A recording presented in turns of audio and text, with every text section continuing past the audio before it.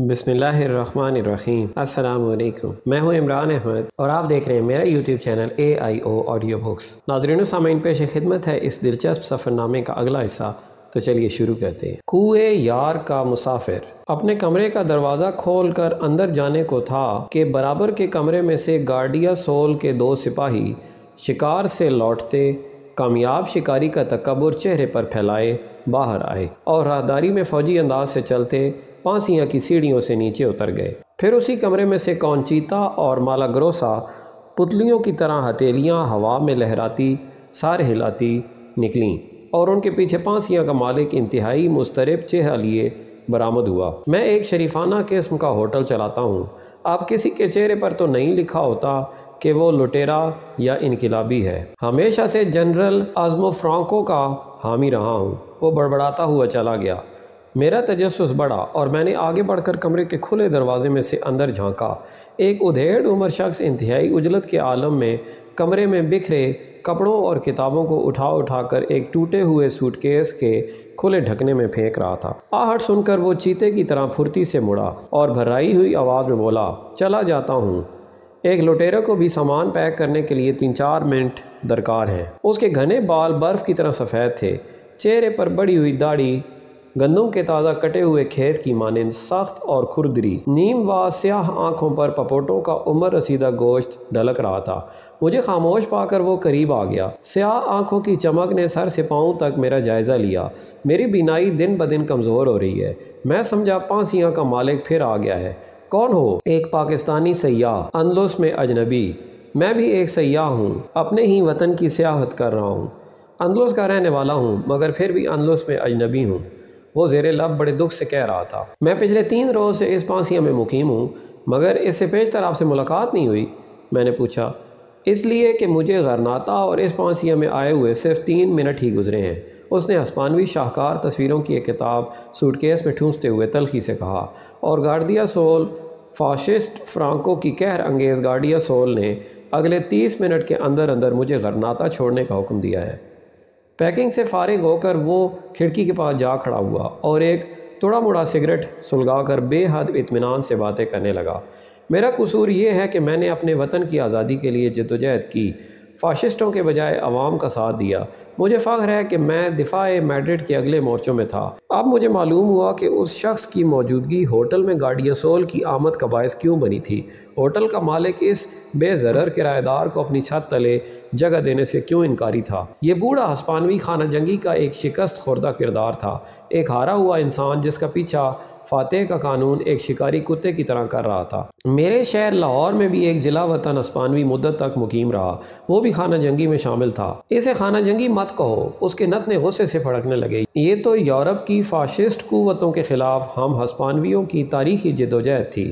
ہماری سچائی کا اس سے بڑھ کر اور کیا ثبوت ہو سکتا ہے کہ یورپی دنیا کے شاعروں اور دانشوروں نے نہ صرف ہمارے موقف کی حمایت کی بلکہ ہمارے شانہ بشانہ شریک جنگ بھی رہے۔ انٹرنیشنل بریگیڈ میں شامل ادیب کارڈویل، کانفورڈ، جولین بیل اور جارج آرویل ہمارے ساتھی تھے۔ کچھ لوگ کہتے ہیں کہ اس خانہ جنگی جنگ آزادی میں نصف ہسپانیہ کو باقی نصف ہسپانیہ نے ہلاک کر ڈالا۔ وہ جھوٹ کہتے ہیں۔ بوڑھا سپاہی کھڑکی سے ہٹ کر میرے قریب آ گیا۔ دیکھنا یہ ہے کہ وہ نصف حصہ کون سا ہے جس نے بقیہ نصف حصے کو ہلاک کر ڈالا۔ وہ فاشسٹوں کا حصہ تھا، لیکن اس جنگ کے انجام نے ثابت کر دیا کہ فتح ہمیشہ حق کی نہیں ہوتی۔ شکست کے بعد میں فرانس کے راستے فرار ہو کر برازیل چلا گیا، جہاں میں کسی کالج میں پڑھانے کے بجائے پچھلے 30 برس سے گوشت پیک کرنے کی ایک فیکٹری میں کام کرتا ہوں۔ مجھے وہاں ہر طرح کا آرام میسر ہے، مگر جس وطن کی خاطر میں جلا وطن ہوا اس کی کسک مجھے پھر واپس کھینچ لائی ہے۔ 10 سال کی مسلسل تگ و دو کے بعد مجھے فرانکو نے ہسپانیہ میں داخل ہونے کی اجازت دی ہے، اور تم جانتے ہو انہوں نے مجھے کتنی مہلت دی ہے؟ صرف 10 روز۔ میں اپنے آبائی گاؤں لوشا گیا، میری بیوی مر چکی تھی، بچے جانے کہاں گئے۔ آج غرناطہ آ گیا اس خیال سے کہ کم از کم اس مقام کو تو دیکھ لوں جہاں انہوں نے ہمارے دوست لورکا کو قتل کیا تھا، مگر یہاں بھی میرا وہی حشر ہوا جو اس سے پیشتر میڈرڈ، کورتوا اور بارسلونا میں ہوا تھا۔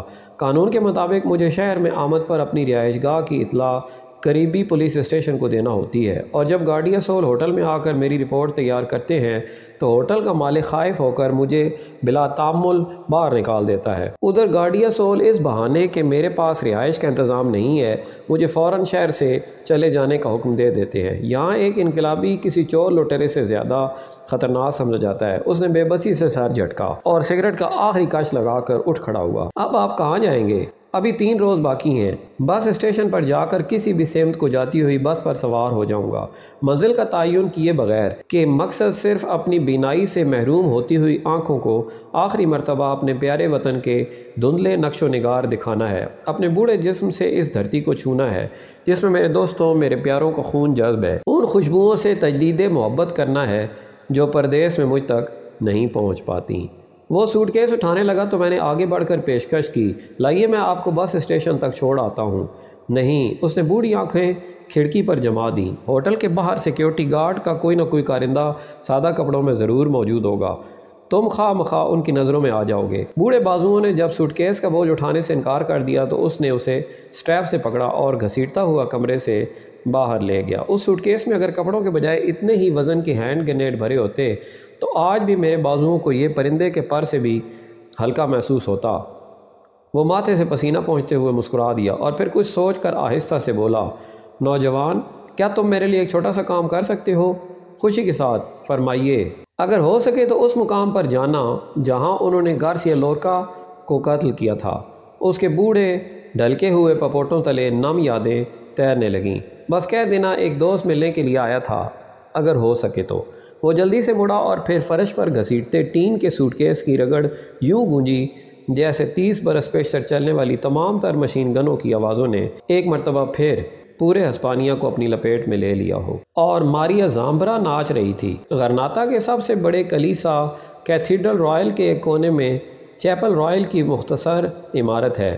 دروازے کے عین اوپر کسی غیر معروف مصور کی معروف تصویر کیتھولک فرمانرواؤں کے حضور شہر غرناطہ کی دست برداری آویزاں ہے۔ ایک نیم تاریخ اور بنیادی طور پر سرخ ماحول میں کیتھولک بادشاہ فرڈینینڈ سرخ لبادے اور ٹوپی میں ملبوس، سمو تک آراستہ گھوڑے پر سوار، پہلو میں ملکہ ایزابیلا سفید گھوڑے پر براجمان، دیگر درباریوں کے جلف میں شاہی گھرانے کے افراد اور دیگر درباریوں کے چہروں پر ایک تحقیر آمیز مسکراہٹ، ملکہ اور بادشاہ کے گھوڑوں کی باگیں تھامنے والے ملازم بھی فتح کے نشے میں سرشار۔ ادھر آخری تاجدار غرناطہ عبداللہ ایک سیاہ گھوڑے پر سوار اس فاتح گروہ کی جانب بڑھ رہا ہے، شکست خوردہ اور شان و شوکت سے آری، پیچھے متعدد درباری احساس سے ندامت تلے سر جھکائے کھڑے ہیں۔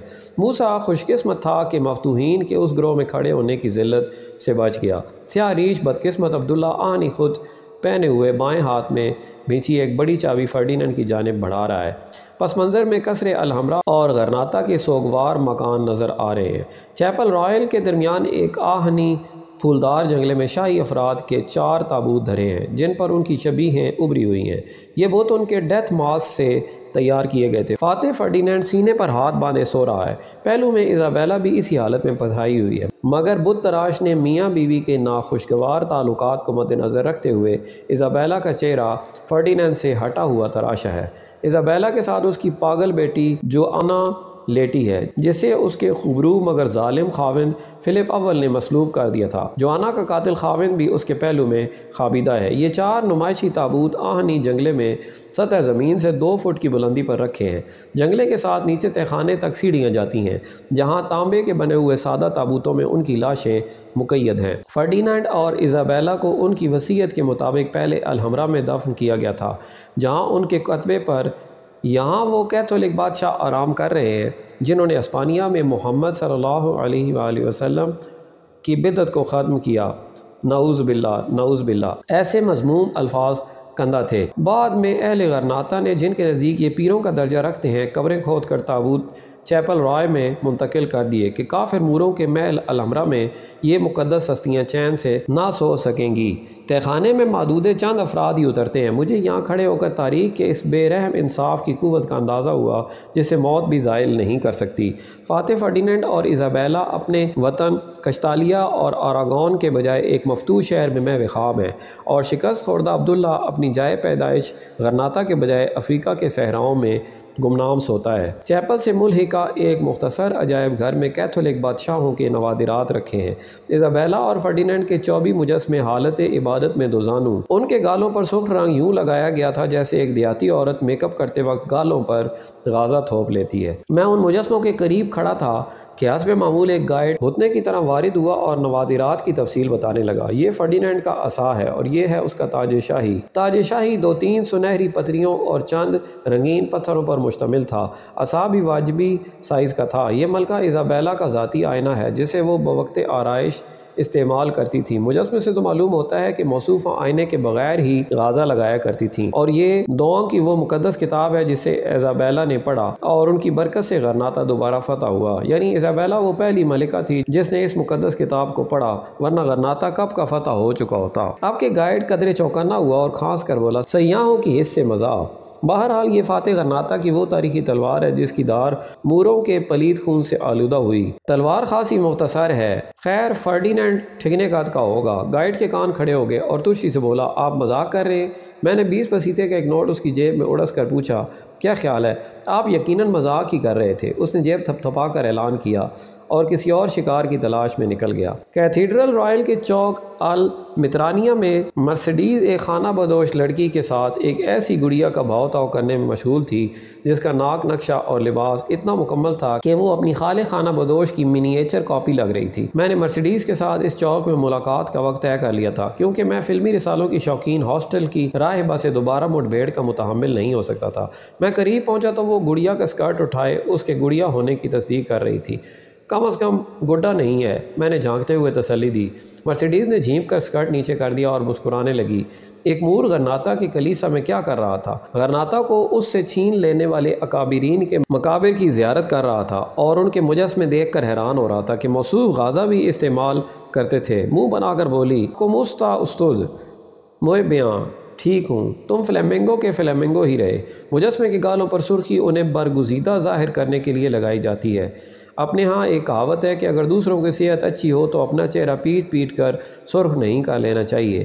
ہمارے نزدیک فرڈینینڈ اور ایزابیلا پہنچے ہوئے بزرگ تھے۔ وہ تقدس کے لہجے میں بولی، اور گڑیا مجھے تھما دی، یہ تمہارے لیے ہے سووینیر۔ میں بے دھیانی میں گڑیا کا اسکرٹ اٹھا کر دیکھنے لگا تو مرسیڈیز نے میرا ہاتھ جھٹک دیا۔ وہ ناوا خانہ بدوش لڑکی جو ابھی تک ہمارے پاس کھڑی تھی میری اس حرکت سے محظوظ ہو کر کھلکھلا کر ہنس دی، بے دھڑک اور آزاد ہنسی۔ اس نے ایک جھٹکے سے ہاتھ اوپر کیا تو پلاسٹک کی چوڑیاں اور من کے کونی کے قریب اس کے گداس پنڈے پر چھناک سے آ گرے۔ انگلیوں میں پروئے کاسترنات کو اس نے جھٹک کر بجایا اور پھر ہاتھ نیچے کر لیا۔ چوڑیاں واپس کلائی پر آ گئیں، صرف 50 پسیتے۔ میں نے مطلوبہ رقم خانہ بدوش کی پھیلی ہوئی ہتھیلی پر رکھی اور کاسترنات خرید کر مرسیڈیز کے حوالے کر دیے، تمہارے لیے سووینیر۔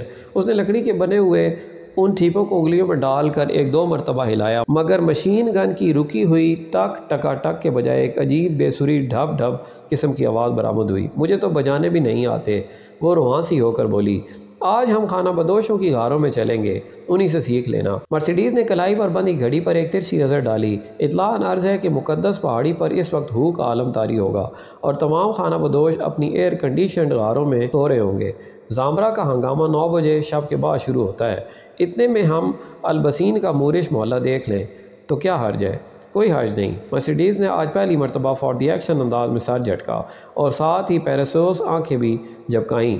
یہ ہر دو انداز اپنی اپنی جگہ بھی نہایت دلکش تھے، مگر ان کا یکجا استعمال میرے جیسے کمزور انسان کے لیے نہایت مہلک ثابت ہو سکتا تھا۔ اس خدشے کا اظہار میں نے مرسیڈیز سے بھی کر دیا جس نے حسب عادت بے ناوا کہہ کر موضوع بدل دیا۔ شاید مجھے مرسیڈیز کو دیکھنے کی عادت ہو گئی تھی کیونکہ اب مجھے اس کی کوتاہ قامتی کا احساس تک نہیں ہوتا تھا، بلکہ آج تو وہ خصوصاً ان تمام خصوصیات کا مرکہ نظر آ رہی تھی جو الخطیب نے اخبار غرناطہ میں اس زمانے کی بیگمات غرناطہ سے موسوم کی ہیں۔ وہ کہتا ہے یہاں کی بیگمات کا حسن شہرہ آفاق ہے، وہ نازک اندام، گیسو دراز، درونداں، अंबर फिशां, सुबुक रफ्तार, खुश गुफ्तार और नेक किरदार होती हैं, और शाज़ व नादिर ही उनका कद दराज होता है। अब उनके ज़ेब व ज़ीनत की बू कलमूनी इंतहा को पहुँच गई है। रंगीन पोशाक, ज़रीन मलबूसात और अक़साम के ज़ेवरात की नुमाइश और मुकाबला की हद ख़त्म हो चुकी है। हम अल्लाह ताला से दुआ करते हैं कि उन्हें ज़माने की नज़र बद से महफूज रखे।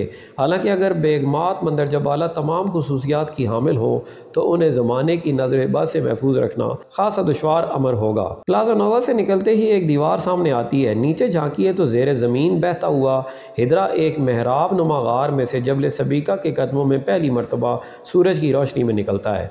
बाएं हाथ एक मूरिश हमाम की इमारत खड़ी है और उसके सामने हिदरा पर दो पुल जबल सबीका के दामन में वाक़ कदीम मकानों तक पहुँचते हैं। किनारे पर गरनातवी ख़वातीन बिल्कुल देसी तरीके से कपड़ों को डंडों से पीट पीट कर धो रही होती हैं। उनके करीब एक बूढ़ा माशकी हिदरा के पानियों पर झुका अपना मशकीज़ा भर रहा था। हिदरा के दूसरे किनारे जबल सबीका एक स्काई स्क्रैपर की तरह उठती है। यहाँ अलकस्बा और अलहमरा की इमारतें उसकी राह में हायल हो जाती हैं। सुर्ख दीवारों में रोशनदान झरोके और ऊपर के दरीचे चश्मे हैरत की तरह खुले नज़र आते हैं। जबल सबीका के रूबरू साखरे मानतो यानी मुक़द्दस पहाड़ी सार उठाती है, जिस पर खाना बदोशों की गारें और अलबसीन का मोहल्ला वाक़ है। अलबसीन कदीम करनाता का दिल कहलाता था। शहर बाज़ा जब ईसाइयों के हाथों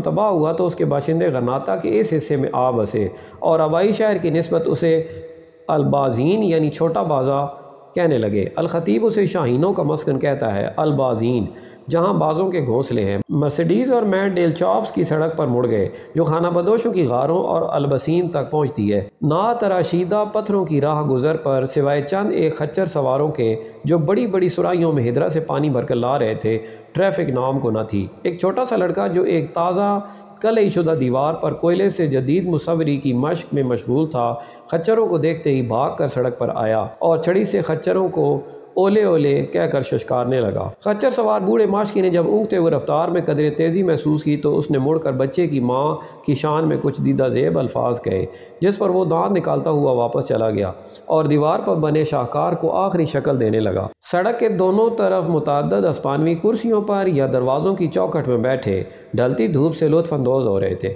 दुनिया में कोई तबका ऐसा नहीं जो कुछ ना करने और कुछ ना करके जीने का ढंग अस्पानिया के गरीब तबके से ये भी दुरुस्त है कि एक अस्पानवी को गर्मियों में साया और सर्दियों में धूप और इसके अलावा थोड़ी सी डबल रोटी, चंद कतरे शराब के, एक प्याज, एक पुराना फरगल और एक गिटार दे दीजिए। इसके बाद उन्हें कोई गर्ज नहीं कि दुनिया किधर जा रही है। एक कोठड़ी नुमा घर के दरवाजे में 8-9 साल की एक खाना बदोश लड़की रिवायती लिबास में मलबूस कूलों पर हाथ रखे बड़ी दिलचस्पी से हमारी जानिब देख रही थी। मर्सिडीज़ ने मुस्कुरा कर कास्तरनाद बजाए तो वो लपक कर मेरे रास्ते में आ खड़ी हुई। उसने बोलेरो रक्स के अंदाज में एक हाथ कूले पर रखा और दूसरा फिजा में लहरा कर चेहरे पर बड़ी बूढ़ियों ऐसी संजीदगी तारी करके बोली, फोटो सिन्योर। मैंने सिर्फ उसका दिल रखने की खातिर कैमरे में आंख लगाकर एक तस्वीर उतार ली। आगे बढ़ने को था कि उस बच्ची ने मेरे पीछे से मेरे कैमरे का स्ट्रैप पकड़कर इस जोर से झंझोड़ा कि मैं गिरते गिरते बचा। क्या है? मैंने झुंझलाकर पूछा। फ़ोटो के 20 पसीते, उसने आंखें निकाल कर जवाब दिया। खाना बदोश छोटे बड़ों को शायद 20 के अलावा और कोई हिंसा याद नहीं था। अलहमरा के बाहर बुढ़िया ने भी 20 पसीते मांगे थे और यहाँ भी 20 का ही तकाजा हो रहा था। फ़ोटो के 20 पसीते, फ़ोटो के। वो नागहानी बला बाकायदा चिल्लाने लगी, 20 पसीते दे दो। मर्सिडीज़ ने खौफज़दा होकर जल्दी से कहा, वरना अभी इसके माँ बाप जो किवाड़ के पीछे खड़े हैं यहाँ आकर हंगामा कर देंगे। वो दुरुस्त कहती थी। मुतअद्दिद दरवाज़ों में से कालीसियाँ आँखें घूर रही थी। मैंने मतलूबा रकम उस काया जिप्सी की बच्ची की हथेली पर रखी और सोचा, अगर 8 बरस की ही इतनी खूनख्वार है तो 18वें बरस तक पहुँचते पहुँचते क्या हश्र करेगी। डेल चॉप्स के इख्तिताम पर बाएं हाथ कच्ची दीवार में एक दरवाज़ा खाना बदोशों के गारों की जानिब खुलता था। मैं अंदर जाने लगा तो मर्सिडीज़ ने कास्तरनाद बजा दिए। मैंने तुम्हें बताया भी था कि तुम्हारे भाई बंद इस वक्त सो रहे होंगे। अलबसीन का रास्ता दूसरी तरफ है, एक नज़र वैसे ही देख लेते हैं, क्या हरज है। हाँ क्या हरज है, उसने लापरवाही से सर झटका। चाक की सफ़ेद पहाड़ियों में नाग फनी और खारदार झाड़ियों की ओट में खाना बदोशों के दर्जनों गार दिखाई दे रहे थे। सड़क पर खुलते इन गारों के आगे मुख्तसर बागीचे थे जिनमें रंग बरंगे गमले और पीतल के बर्तन सजे थे। सफ़ेद दीवारों से बोगनविलिया की बेलें लटक रही थी। गारों के दहानों पर खुशनुमा आहनी दरवाजे थे जिन पर मोटी मोटी मेखें जड़ी हुई थी। सड़क से बुलंद गारों तक खुदी हुई दीदा जेब सीढ़ियाँ जा रही थी। पूरी पहाड़ी पर उगे नागफनी के पौधों पर खाना बदोशों के रंगारंग लिबास सूख रहे थे, लेकिन खाना बदोशों के ये मस्कन सिर्फ कहने को गार थे, वरना उनकी सजावट और खूबसूरती गरनाता के आम घरों की निस्बत कहीं बेहतर थी और उनके सुथरे ज़ौक़ का पता देती थी। पहाड़ी में नस्ब चंद एयर कंडीशनड पोशीदा गारों में खाबीदा बेचारे खाना बदोशों की गुर्बत के मज़ाहिर थे। गरनाता के ये रंगीन बाजी पिछले 400 बरसों से इन गारों में रिहाइश पजीर हैं।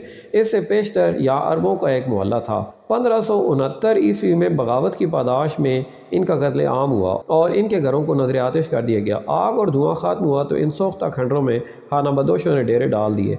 अब ये 500 अफराद हुकूमत के हिफाजती कानून की छाँव में जवानी में नाचते हैं और सयाहों को लूटते हैं और बुढ़ापे में अलहमरा के बाहर भीख मांगते हैं और इन्हीं सयाहों की आल औलाद की जेबें टटोलते हैं। यूरोप के तकरीबन तमाम मुल्कों में बिलखुसूस मशरिकी यूरोप में खाना बदोशों की एक बड़ी तादाद। इनका पड़ाव उमूमन आबादी से बाहर सुनसान जगहों पर होता है। औरतें क्रिस्टल के गोलों में झांक कर किस्मत का हाल बताती हैं और रोज़ी कमाती हैं। मर्द घोड़ों की खरीदो फरोख्त में इतने माहिर होते हैं कि अस्पानिया में कोई दहकान किसी खाना बदोश से मशवरा किए बगैर घोड़ा खरीदने का तस्वर भी नहीं कर सकता। जेब तराशी, बच्चे अगवा करना और इसमत फरोशी सिर्फ साइड बिजनेस के तौर पर इख्तियार करते हैं। खाना बदोशी यूरोपी नस्ल से ताल्लुक़ नहीं रखते। उनका असल वतन कौन सा है इसके बारे में मुख्तलिफ आरा हैं, मगर उनका मशरिकी होना मुसल्लम है।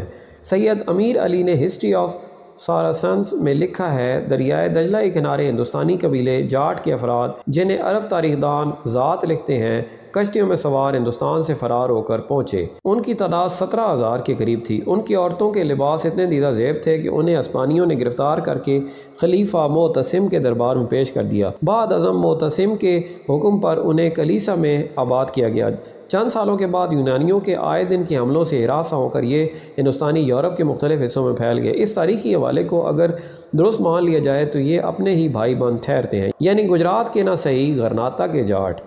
यूँ इस बात का कभी इम्कान था कि कल कलां कोई खाना बदोश गिटार बजाते बजाते मुझसे बगलगीर होकर अपना तारुफ करा देता। मुस्तनसर तारड़ आपसे मिलकर बेहद मुसरत हुई। बंदे को ग्रेगो तारड़ कहते हैं और इस तरह मर्सिडीज़ भी मुझे फ्लैमिंगो कहने में हक बजानिब ठहरती थी। एक गार के आगे एक बूढ़ी खाना बदोश तांबे के तरह के बर्तनों का ढेर लगाए उन्हें धोने में मसरूफ़ थी। पानी ढलवान से बहकर पूरी सड़क पर फैल रहा था। मैंने बेहद एहतियात से उसकी तवज्जो मबजूल किए बगैर दूर से ही एक तस्वीर उतार ली, इसलिए कि अगर 8 बरस की जिप्सी ने एक तस्वीर के 20 पसीते दरवा लिए थे तो 80 बरस की खाना बदोश तो मुआवजे के तौर पर मेरी जेबें उलटवा लेती। वैसे मर्सिडीज़ दुरुस्त कहती थी। सिवाय इस बूढ़ी जिप्सी के सड़क बिल्कुल सुनसान थी और तकरीबन तमाम गार बंद पड़े थे। पहाड़ी के सफ़ेद चूने में जुड़ी एक आहनी फूलों से मुज़य्यन खिड़की में से गिटार और दफ की हल्की हल्की आवाज़ बाहर आ रही थी। खा मखा अंदर जागने को जी चाहा। पीतल के बर्तनों से सजे कमरे में एक खाना बदोश हाथ में दफ लिए चुस्त जीन में मलबूस महवे रक्स थी। फर्श पर एक 13-14 साल बच्चा निहायत महारत से गिटार बजा रहा था। सलाखों के पीछे मेरा चेहरा देखकर वो रुक गई। हे ला तोरिस्ता, उसने दफ पर एक धप जमाकर शोर मचा दिया। मैं हिरासा होकर फौरन पीछे हटा और मर्सिडीज़ के करीब आ गया जो सड़क की दीवार पर कोनियाँ टिकाए अलहमरा की तरफ देख रही थी। हे ला तोरिस्ता, उसने खिड़की की सलाखों में से दफ निकाल कर फिर मुझे पुकारा। तुम्हें मना भी किया था कि यहाँ यूं ताक झांक नहीं किया करते। मर्सिडीज़ ने दिफाई अंदाज में मेरा बाजू थाम कर खिड़की में हंसती खाना बदोश को देखते हुए गुस्से से बोली। सांवले चेहरे में सफ़ेद दांत सरे शाम छूटती महताबी की तरह चमक रहे थे। हे ला तोरिस्ता, खाना बदोश ने बदस्तूर दफ लहराते हुए कहा। सोतीस इसको जोलामोमिया। मर्सिडीज़ इस फिक्रे पर मुस्कुराए बगैर न रह सकी। कह रही है कि तुम्हारा रंग भी मेरे जैसा है, अंदर आ जाओ। चला जाऊं? मैंने पूछा। हाँ चले जाओ, वो तुनक कर बोली, और मैं वापस होटल में चली जाती हूँ। रिश्तेदारी का मामला है। बहरहाल मैं ज़ेरे लब बड़बड़ाया और हम आगे चलने लगे। अभी सिर्फ 5 बजे थे और बकौल मर्सिडीज़ ज़ामरा का हंगामा 9 बजे शब के बाद शुरू होता था, इसलिए हमने बकिया वक्त अलबसीन के गली कूचों की आवारागर्दी में गुजारा। चंद गलियां तो इतनी तंग थीं कि आमने सामने रहने वाले खिड़कियों में खड़े होकर बाआसानी मुसाफा कर सकते थे, बिल्कुल लाहौर की तरह जहां अंदरूने शहर ख़वातीन बड़े इत्मीनान से गली के आर पार बच्चों का लेन देन करती हैं। कदीम गरनाता की गलियों को यूं तामीर करना एक हिफाजती इकदाम भी था। इतनी तंग गलियों में दुश्मन के नेज़ा बरदार सिपाहियों का गुजरना नामुमकिन था। एक बाजार में से गुजर हुआ। फुटपाथ पर एक खुश लिबास नौजवान दीवार के साथ औंधा पड़ा था। राहगीरों में से कोई भी मुतवज्जे ना होता। یہ نوجوان بیمار ہے کیا؟ مجھے تشویش ہوئی۔ بیمار عشق ہے، مرسیڈیز نے اطلاع دی۔ اسے گتراس یعنی بلی کے سوراخ والا عشق ہو گیا ہے۔ پرانے مکانوں کی دیواروں میں بلیوں کی آمد و رفت کے لیے سڑک کی جانب ایک سوراخ چھوڑ دیا جاتا تھا۔ اگر کوئی خوبصورت دوشیزہ اس مکان میں رہتی ہو تو پھر ہر نوجوان کی خواہش ہوتی ہے کہ وہ اس سوراخ میں سے ڈسا جائے۔ چنانچہ طالب محبت سوراخ کے ساتھ منہ لگا کر فٹ پاتھ پر اوندھا لیٹ جاتا ہے اور اظہار عشق شروع کر دیتا ہے۔ اگر دوشیزہ کو نوجوان پسند ہو تو وہ بھی دوسری طرف کمرے میں لیٹ کر دل کے افسانے سوراخ کی زبان سے کہنے لگتی ہے، اور اگر دوشیزہ کو نوجوان پسند نہ ہو تو سوراخ میں بلی چھوڑ دی جاتی ہے۔ تمہیں دیکھ کر احساس ہوتا ہے کہ اشبیلیہ میں تمہارے گھر کی دیوار میں درجنوں سوراخ ہوں گے۔ وہ ناوا، اس سے سر جھٹکا۔ وہاں بالکونی کے نیچے کھڑے ہو کر اظہار عشق کیا جاتا ہے۔ البسین بقیہ شہر کی نسبت انتہائی پرسکون اور خاموش ہے۔ وہ حصہ جہاں مسلمان عمراء کی حویلیاں تھیں اب بھی مورش عہد میں ڈوبا نظر آتا ہے۔ مجھے متعدد ایسے مکان نظر آئے جن کی چار دیواری پر الحمرا کی فصیل کا دھوکہ ہوتا تھا اور ان کی بالائی منزل برج کمارے سے مشابہت رکھتی تھی۔ میں نے حویلی کے ماتھے پر کارمند ابن امیہ کے الفاظ عربی میں کندہ دیکھے، یعنی ابن امیہ کی باغوں میں گری حویلی۔ سلاخوں میں سے ڈھلوان باغیچہ اور اس کے روبرو الحمرا اتنے تواتر سے نظر آتے تھے جیسے ان کے درمیان ہدرا کی وادی سرے سے موجود ہی نہیں۔ دروازے پر ایک پوسٹ باکس کی موجودگی اس خیال کی نفی کر رہی تھی کہ یہ منظر آج سے 500 برس پیشتر ساکت ہو گیا تھا۔ سر شام ہم علی اطار چوک کے نزدیک ایک قہوہ خانے میں گئے۔ غلطی کا احساس اس وقت ہوا جب مالک نے دیوار کے ساتھ پردہ اٹھا کر مرسیڈیز کو زنان خانے میں داخل کر دیا اور مجھے پردے کے قریب مردانے میں بٹھا دیا۔ معلوم ہوا کہ البسین کے چند قہوہ خانے ابھی تک مورش روایت کے مطابق خواتین کو علیحدہ بٹھا دیتے تھے۔ مرسیڈیز شاید پہلی مرتبہ اس قسم کے باپردہ قہوہ خانے میں آئی تھی، چنانچہ وہ سارا وقت پردے کے پیچھے خاص نعت بجا بجا کر اس جدائی پر احتجاج کرتی رہی۔ گفتگو اس قسم کی ہوئی۔ مور بے حد ظالم تھے جو یوں عورتوں کو چھپا کر رکھتے تھے، اور عیسائی ان سے بھی بڑھ چڑھ کر کہ قہوہ خانے کے مالک نے مجھے پردے کے پیچھے چھپی ہوئی ہسپانوی لڑکیوں سے چھپا رکھا ہے۔ ادھر جس قسم کی لڑکیاں براجمان ہیں انہیں دیکھ لو تو اگلے 2 روز تک سو نہ سکو۔ سب سے کم سن 60 برس کی ہے۔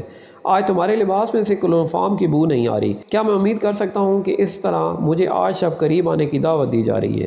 زیادہ قریب نہیں، کیونکہ ایمرجنسی کے لیے میری جیب میں کلوروفارم کی پوری بوتل موجود ہے۔ کیا کر رہے ہو؟ تمہاری دی ہوئی گڑیا کا سکرٹ درست کر رہا ہوں۔ بھائی یہ تو گڈا ہے۔ خاموشی۔ رات 9 بجے جب ہم سیکرمانتو کی مقدس پہاڑی کے دامن میں پہنچے تو خانہ بدوشوں کی غاروں میں ان تمام چیزوں کی بہتات تھی جن کا تقدس سے دور کا بھی واسطہ نہیں۔ رقص زامبرا و بولیرو، موسیقی گٹار و دف، اور شراب انگور و جو۔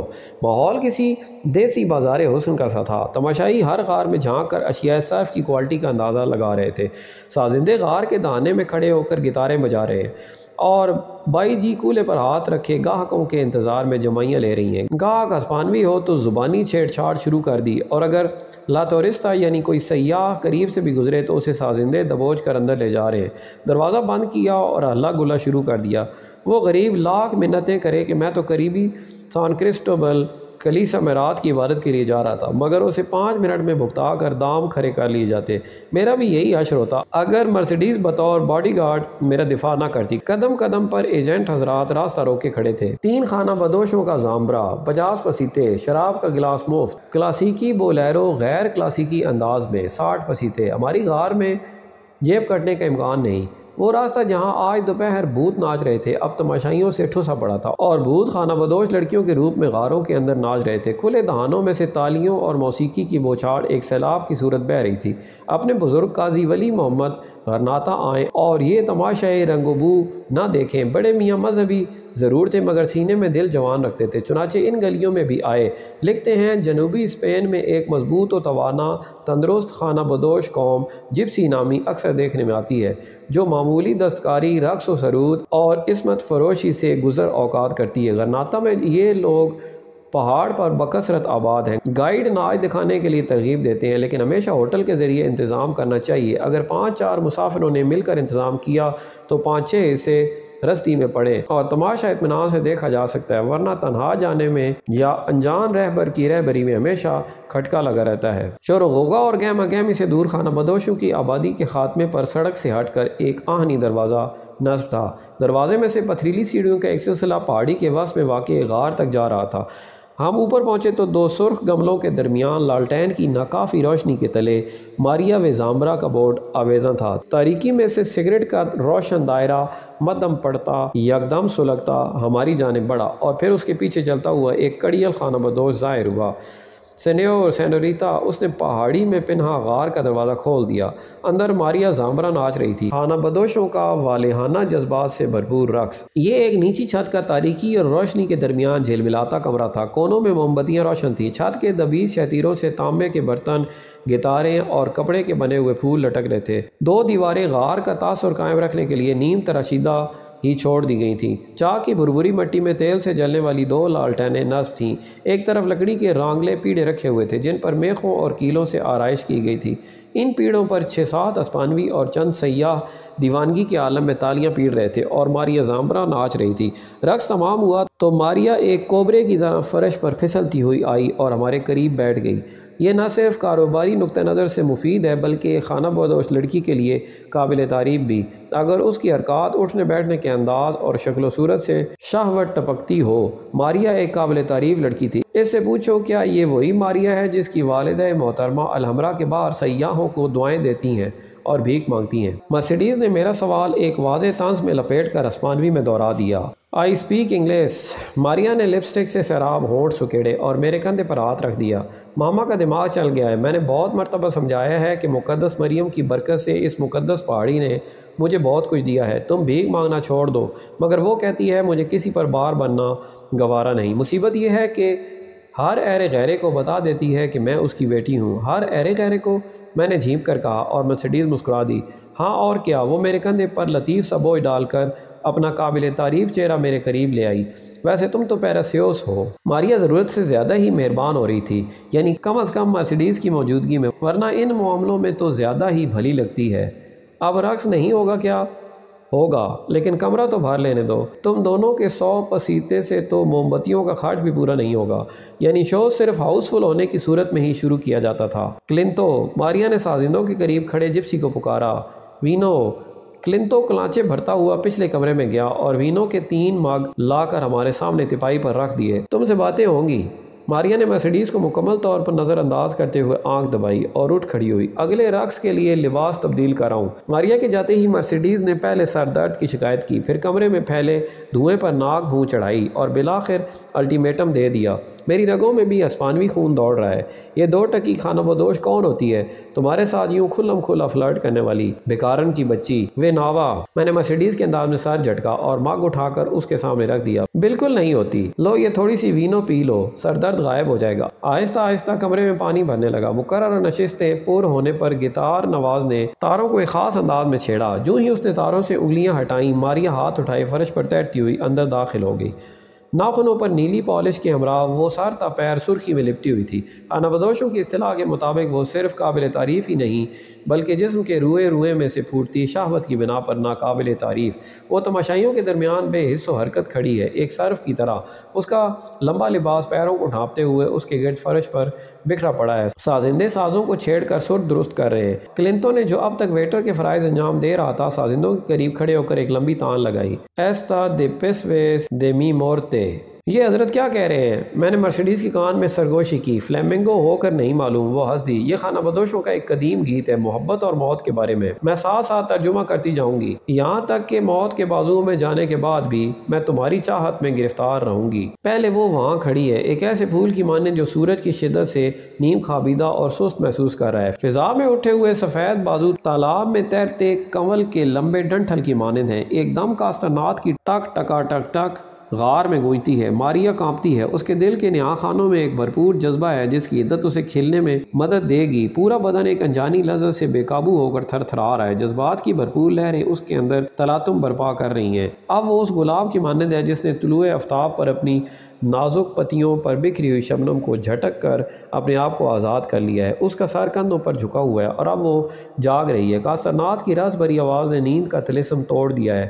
اس کے ہونٹ دھیرے دھیرے واہ ہو رہے ہیں، جیسے وہ کسی غیر مرئی محبوب کے بوسے کا انتظار کر رہی ہے۔ ہم مر کر بھی ایک دوسرے کو پیار کریں گے کیونکہ میں تم سے محبت کرتی ہوں اور روح کبھی نہیں مرتی۔ گٹار کی دھڑکن پر، تالیوں کی تال پر، کاسترنات کی دھن پر، ایک ایسا رقص جس میں خوشی کا پہلو اتنا نمایاں نہیں، جیسے یہ رقص مسکراہٹوں کے بجائے بجائے آنسوؤں میں ڈھلنے کا آرزومند ہے، ایک ایسا ناچ جس میں نمایاں کردار سر، بازو اور انگلیاں ادا کر رہی ہیں، پاؤں کم ہی حرکت میں آتے ہیں۔ موت کے بعد میں نے عرش کی بلندیاں طے کیں اور فریاد کی، میں اس سے محبت کرتی ہوں۔ خدا نے کہا اسے بھول جاؤ۔ میں نے جواب دیا، یہ میرے بس کی بات نہیں کہ تب میں سچ مچ مر جاؤں گی۔ اور اب زندگی نے اسے اپنے بازوؤں میں جکڑ لیا ہے اور کسی انجانی قوت نے اس کا سر پیچھے کو جھکا دیا ہے۔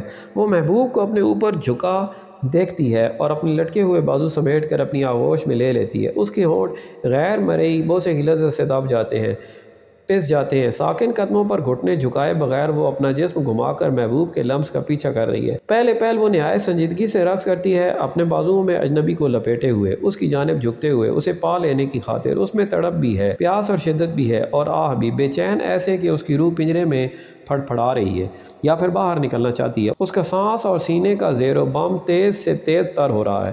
وہ آنکھیں بند کرنے سے قاصر ہے، اس کا منہ کھلا ہے، انتظار کی کیفیت بوجھل جیسے یہ سرخ گلاب گرنے کو ہے، اور پھر یکلخت وہ اپنے پورے جسم کو جھنجھوڑ کر اس خوابیدہ سحر سے آزاد ہو جاتی ہے۔ اب اس کی ہر حرکت، ہر جنبش سے مسرت و اطمینان کے چشمے ابل رہے ہیں۔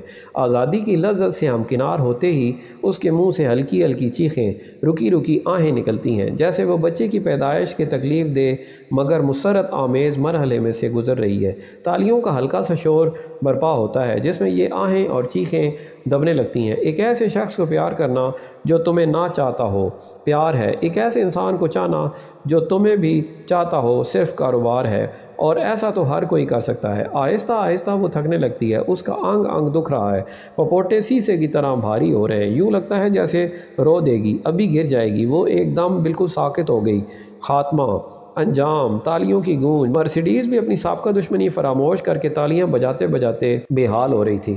ماریا کی غار سے نکلتے ہی الحمرا کا ایک ایسا ناقابل فراموش منظر میری نظروں کے سامنے اٹھا جس کا تصور آج بھی میرے تن بدن میں ایک نامعلوم سنسنی دوڑا دیتا ہے۔ تاریک شب، ارد گرد پھیلے سناٹوں میں سر بلند، روشنی میں نہایا ہوا ایک طلسمی محل میرے روبرو تھا۔ فصیلوں اور برجوں میں سے روشنی پھوٹ رہی تھی جیسے ایک گل رنگ انار چھوٹے اور شفق رنگ شرارے تاریکی میں منجمد ہو جائیں۔ در و دیوار یوں جھلملا رہے تھے جیسے الاحمر ابھی تک شعلوں کی روشنی میں اپنا سرخ قصر تعمیر کروا رہا ہے۔ مجھے یقین تھا کہ یہ روشن قصر صرف چند لمحوں کے لیے جبل سبیکہ پر اترا ہے، رات گہری ہو گئی تو اوجھل ہو جائے گا۔ الحمرا میں ایک رات۔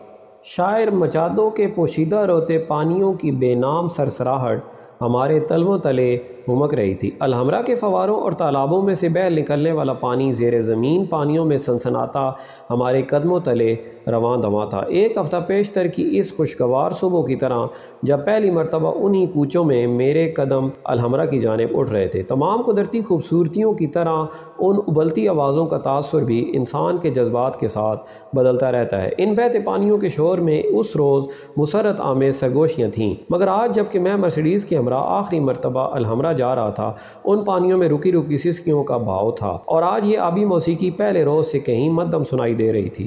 شاید میری کان اس پس منظر کے عادی ہو چکے تھے، اس لیے آج غرناطہ میں میرا آخری دن تھا۔ کل صبح 9 بجے مجھے ساحل سفید کوسٹا بلانکا پر واقع شہر علی کانت چلے جانا تھا۔ بس کی نشست مخصوص کروانے کے لیے مرسیڈیز میرے ہمراہ اسٹیشن تک گئی، اور اب وہ مجھے الحمرا کے اس برج تک چھوڑنے جا رہی تھی جس کی چھت تلے میں غرناطہ میں آخری شب بسر کرنا چاہتا تھا۔ پانسیاں سے چلتے وقت میں سلیپنگ بیگ، رات کے کھانے کے لیے ڈبل روٹی، خشک گوشت اور چند موم بتیاں بھی ساتھ لے آیا تھا۔ فالا کے گھر کے قریب سے گزرے تو مجھے گارسیا لورکا یاد آیا۔ خانہ جنگی میں شکست خوردہ جلا وطن بوڑھے کا دوست، ہسپانیہ کا عظیم شاعر لورکا۔ مرسیڈیز، میں الحمرا میں جانے سے پیشتر اس مقام پر جانا چاہتا تھا جہاں فاشسٹوں نے گارسیا لورکا کا قتل کیا تھا۔ مرسیڈیز کے چہرے کا رنگ اتر گیا۔ یہ جھوٹ ہے کہ اسے فاشسٹوں، میرا مطلب ہے نیشنلسٹوں نے ہلاک کیا تھا۔ وہ ذاتی مخاصمت کی بنا پر مارا گیا تھا۔ میرے لیے اس بات کی کوئی اہمیت نہیں کہ اسے کس نے موت کی گھاٹ اتارا تھا۔ میں تو صرف نہیں، مرسیڈیز نے تیزی سے کہا، اس کی آنکھوں میں گہرا خوف تھا۔ تمہیں غرناطہ میں لورکا کا ذکر نہیں کرنا چاہیے، لیکن تم کیوں پوچھتے ہو؟ میں تو صرف ایک پیغام پہنچانا چاہتا تھا، کہنا تھا کہ اس کا ایک دوست ملنے کے لیے آیا تھا۔ باب العدل کے پاس پہنچے تو پچھلے پہر کا سورج بالائی منزل کی سرخ اینٹوں پر غروب ہو رہا تھا۔ خانہ بدوش بڑھیا جو چارلز کے تعمیر کردہ چشمے کی منڈیر پر پھسکڑا مارے بیٹھی خیرات کے سکوں کو انتہائی انہماک سے گن رہی تھی، ہمیں دیکھتے ہی اٹھ بیٹھی۔ خدا کرے تمہارے خوبصورت مکھڑے پر برکت نازل ہو۔ میں نے اس فکرے کا طے شدہ خراج 20 پسیتے فوراً ادا کر دیا، اور بیٹی خدا کرے تمہارے درجن بھر بیٹے ہوں 20 پسیتے۔ اس نے مرسیڈیز کا بازو پکڑ کر دعا دی۔ مرسیڈیز نے 10 پسیتے کا ایک سکہ اس کی ہتھیلی پر رکھ دیا۔ میرے لیے 6 بچے کافی ہوں گے۔ باب الخمر کے قریب پہنچ کر میں نے داخلے کی ٹکٹوں کی کھڑکی میں سے جھانکا تو ٹکٹ فروخت کرنے والا خانہ بدوش بڑھیا کی طرح دن بھر کی آمدن کا حساب کر رہا تھا۔ الحمرا 15 منٹ میں بند ہونے کو ہے، اس لیے ٹکٹوں کی فروخت ختم ہو چکی ہے۔ مرسیڈیز نے یہ خبر سن کر اطمینان کا سانس لیا۔ وہ آج دوپہر سے اصرار کر رہی تھی کہ میں برج میں شب بسر کرنے کا ارادہ ترک کر دوں اور اس کے بجائے ہم یہ آخری شام البسین میں گزاریں۔ سینیور، میں نے بیچارگی سے درخواست کی، غرناطہ میں یہ میرا آخری دن ہے، صرف چند تصاویر اتارنا چاہتا ہوں، 10 منٹ میں باہر آ جاؤں گا۔ اس نے یوں کندھے اچکائے جیسے کہہ رہا ہو کہ 10 منٹ کے لیے اگر 100 پسیتے حکومت ہسپانیہ کے خزانے میں جمع کروانا ہی چاہتے ہو تو تمہاری مرضی، اور 2 ٹکٹ میرے حوالے کر دیے۔ الحمرا کے محافظ نے بھی ٹکٹ چیک کرتے ہوئے گھڑی پر نگاہ ڈالی، انگلی سے ہونٹوں کو کھجایا اور پھر کچھ سوچ کر پوشیدہ دروازہ کھول دیا۔ دیوان خاص کے صحن میں سرخ دیواروں کے درمیان سنگ مرمر کے کٹورے میں سے پانی سرد لاوے کی مانند ابل رہا تھا۔ میں نے نظر اٹھا کر دیکھا تو سرخ دیواروں میں کٹا 900 برس قدیم آسمان کا ٹکڑا پھیلتی ہوئی شب میں سرمئی ہو رہا تھا۔ سہن حنا میں سے گزرے تو تالاب میں برج کمارش کا شفاف عکس دھندلے سائے میں بدل رہا تھا۔ الحمرا کے محافظ سیٹیاں بجا بجا کر مختلف ایوانوں اور غلام گردشوں میں گھومتے سیاحوں کو خبر کر رہے تھے کہ قصر بند ہونے کو ہے۔ ہم دونوں باہر نکلتے سیاحوں کے غول میں سے گزرتے شیروں کے صحن میں آ گئے، جہاں جرمن فوٹوگرافر اپنے متعدد لینس اور کیمرے چمڑے کے ایک تھیلے میں رکھ کر جانے کی تیاری کر رہا تھا۔ شیروں کے صحن میں سے نکل کر کھنڈروں کا میدان آیا اور ہم تیز تیز چلتے اس مقام تک پہنچ گئے جہاں سے فصیل 2 شاخوں میں بڑھ جاتی تھی۔ میں نے نیچے جا کر اطمینان کر لیا کہ دونوں شاخوں کو ملانے والا شتیر بدستور اپنی جگہ موجود ہے۔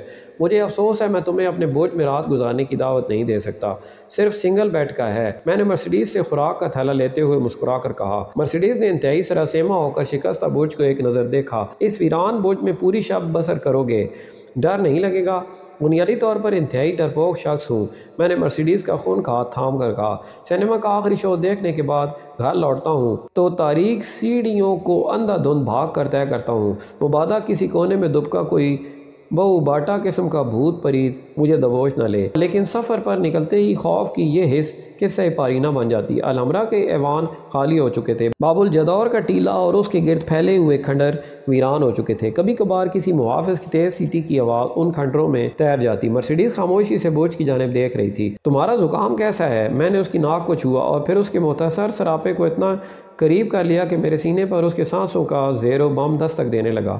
ٹھیک ہے، اس نے چہرہ اٹھا کر اپنی پیراسیوس آنکھیں جھپکائیں اور اس کی گھنی پلکیں میرے گالوں پر خوف زدہ تتلیوں کی طرح پھڑپھڑانے لگیں۔ سرخ ہونٹوں کی خفیف سی لرزش میرے ہونٹوں میں سرائیت کر کے پورے بدن میں الحمرا میں پھوٹتے جھرنوں کی مانند سرسرانے لگی۔ اس کے بدن سے سوکھی زمین پر گرنے والے بارش کے پہلے قطرے ایسی مہک اٹھ رہی تھی۔ تھوڑی دیر بعد اس نے اپنی چھوٹی چھوٹے تیلیاں میرے سینے پر پھیلا دی اور سرگوشی میں بولی، کاش آج میں اپنے لباس پر کلوروفارم چھڑک کر آتی۔ آہستہ آہستہ اس کے سرخ ہونٹ پر نیلے دھبے ابھرنے لگے جن کی موجودگی کا باعث وہ نیم خنک شام ہرگز نہ تھی جس میں ہم بمشکل سانس لے رہے تھے۔ یک بار بے شمار سیٹیوں کی آوازیں ہمارے کانوں میں اتری۔ الحمرا بند ہوا چاہتا تھا۔ آویوز وے ناوا، اس نے سر جھٹکا۔ آج نہیں، میں کل صبح تمہیں بس اسٹیشن پر خدا حافظ کہوں گی، تب تک یہ دھبے پھر سرخ ہو جائیں گے۔ میں نے اس کے ہونٹوں پر ہتھیلی رکھ کر کہا اور سلیپنگ بیگ اٹھا کر فصیل پر چلنے لگا۔ شتیر کو عبور کر کے میں برج کے دروازے تک آیا اور پھر شگافوں سے بچتا ہوا سیڑھیاں طے کرنے لگا۔ برج کے اندر پہنچ کر میں نے جروکے میں سے جھانکا۔ مرسیڈیز کھنڈروں کے درمیان آہستہ آہستہ چلتی ہوئی شیروں کے صحن کی جانب بڑھ رہی تھی۔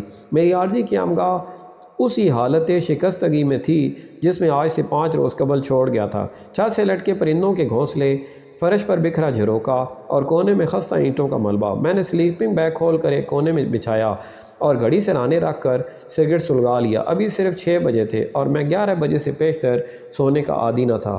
برج کا ایک جھروکا اس کھائی کی طرف تھا جسے لوس مالینوس یعنی پنچکیوں کے نام سے پکارا جاتا تھا۔ دوسری طرف جنت العریف پر انجیر اور پستے کے سرسبز درخت تھے۔ درمیان میں سے البسین کے محلے کے چند قدیم مکان دکھائی دے رہے تھے۔ میں نے جب سگریٹ کا آخری کش لگایا تو سورج غروب ہو چکا تھا۔ غرناطہ کا قدیم حصہ یوں زرد ہو رہا تھا جیسے ہاتھی دانت کا بنا ہو۔ مغرب کی جانب ویگا کے 30 میل طویل میدان پر سیاہی کی چادر پاؤں پھیلا رہی تھی۔ خانہ بدوشوں کی غاریں اور مورش حویلیوں میں سرسبز سرو کے درخت بتدریج تاریکی میں ڈوب رہے تھے۔ جوں جوں تاریکی بڑھتی گئی، الحمرا کے فواروں اور کھائی میں بہتے دریا ہدرا کا شور قریب آتا گیا۔ برج ہفت منزل، برج الحرب اور برج کمارش کے بھاری بھرکم نقوش اندھیرے میں گم ہو رہے تھے۔ صرف الحمرا میں کام کرنے والے عملے کے رہائشی کوارٹروں میں روشنیاں جل رہی تھیں، ورنہ جبل سبیکہ پر کھڑی عمارتیں روپوشی کے عمل میں سے گزر رہی تھی۔ ایک کوارٹر کی چمنی میں سے دھواں اٹھا تو اس تاریخی ماحول کے باوجود میرے معدے نے بکری کے دودھ کے ناشتے کے بعد سے خالی ہونے پر احتجاج کیا۔ میں نے ایک موم بتی جلائی اور اس کے چاروں اور اینٹوں کو یوں چن دیا کہ روشنی کی کوئی کرن اس میں سے پھوٹنے نہ پائے۔ اس طرح اس خود ساختہ شیڈ میں سے اتنی مدھم مدھم روشنی باہر آ رہی تھی کہ مجھے یوں لگا جیسے میں 25 برس پیشتر اپنے گاؤں کے کچے مکان میں سرسوں کے تیل سے جلتے ہوئے مٹی کے دیے کی لو پھر سے دیکھ رہا ہوں۔ خشک گوشت اور ڈبل روٹی کا ڈنر کرنے کے بعد احساس ہوا کہ میں خوراک کے ہمراہ کسی قسم کا مشروب لانا بھول گیا ہوں، اور میں تو کھانے کے بعد پانی پینے کا اتنا عادی تھا کہ یورپ کے اعلیٰ ترین تعاون کے بعد چپکے سے غسل خانے میں جا کر پانی پی آتا تھا۔ میرا حلق سوکھ رہا تھا، مگر اس وقت دریائے ہدرا اور الحمرا کے سینکڑوں فواروں اور تالابوں کے باوجود ان کے پانی کا حصول ایک ناممکن امر تھا۔ کھانے سے فارغ ہو کر میں نے حسب معمول کپڑے بدلے اور سلیپنگ بیگ میں لیٹ کر اس کی زپ تھوڑی تک چڑھا لی۔ میری تمام تر کوششوں کے باوجود موم بتی کی روشنی برج کی چھت کو لرزاں سایوں میں منقسم کر رہی تھی۔ پرندوں کے گھونسلے جھولتے تو روشنی اور سائے حرکت کرنے لگتے۔ اس برج میں لیٹے ہوئے مجھے جاوید نجم کا خیال آ گیا۔ راکھ کے رنگ کے چمکتے سرمئی بالوں والا جاوید نجم، جو ان دنوں national college of arts Lahore میں فلسفہ تعمیر کا استاد ہے، اس نے ایک تاریخی حوالہ ثابت کرنے کی خاطر اسپانیہ کا کونا کونا چھان مارا تھا۔ ابن حزم اور ابن خلدون کی تواریخ ہمیں بتاتی ہیں کہ جب کبھی تولیدو کے نواح سے عیسائی افواج 800 میل دور غرناطہ یا قرطبہ کی جانب پیش قدمی کرتی تو عرب سپہسالاروں کو 6 گھنٹے کے اندر اندر ان کی قوت اور سمت کا علم ہو جاتا تھا۔ چنانچہ اگلے چند گھنٹوں میں اس فوج کے گرد و پیش واقع عرب حصاروں کے سپہسالاروں کو اسے راستے میں ہی ختم کر دینے کا حکم مل جاتا تھا، اور یوں دشمن کو منزل مقصود پر پہنچنے سے پیشتر تباہ کر دیا جاتا۔ یہی وجہ ہے کہ مسلمان ہسپانیہ میں لڑی جانے والی بیشتر جنگیں چھوٹی چھوٹی جھڑپیں تھیں۔ اب جاوید نجم کے ذہن میں یہ سوال پیدا ہوا کہ اتنے طویل فاصلوں پر 4 گھنٹے میں اطلاع کس طرح پہنچائی جاتی تھی، جبکہ ایک تیز ترین گھڑ سوار بھی یہ فاصلہ کم از کم 10 روز میں طے کرے گا۔ چنانچہ اس نے تحقیق شروع کر دیا اور اس نتیجے پر پہنچا کہ ان دنوں تولیدو، قرطبہ اور غرناطہ کے درمیان سینکڑوں برجوں کا ایک سلسلہ ہوگا جن پر متعین محافظ دشمن کو دیکھتے ہی دن کے وقت کسی چمکیلی دھات کے ذریعے اور رات کو مشعلوں کو روشن کر کے اگلے برج تک خبر پہنچا دیتے ہوں گے۔ اس طرح مسلمان چند گھنٹوں کے اندر اندر سلطنت کے کسی دور دراز حصے میں حرکت کرتے ہوئے دشمن کی سرکوبی کا بندوبست کر لیتے۔ جاوید نجم نے اپنے نقطۂ نظر ثابت کرنے کے لیے تولیدو سے غرناطہ تک کبھی پیدل اور بعض اوقات بیل گاڑیوں پر سفر کیا اور درجنوں ایسے برج دریافت کیے جن کی حفاظتی مقصدیت کا کسی کو علم نہ تھا۔ اسے متعدد ایسے برج ملے جو بالکل درست حالت میں قائم تھے، اور اس نے سفر کے دوران میں کئی راتیں ان برجوں میں بسر کیں۔ رونگ بھی ان قدیم برجوں کے وجود سے ناواقف تھا۔ اس کی کہانی ظاہر محبت میں ایک ایسے الو کا ذکر ملتا ہے جو غرناطہ اور قرطبہ کے درمیان سفر کرتے ہوئے ان پرانے برجوں میں بسیرا کیا کرتا تھا۔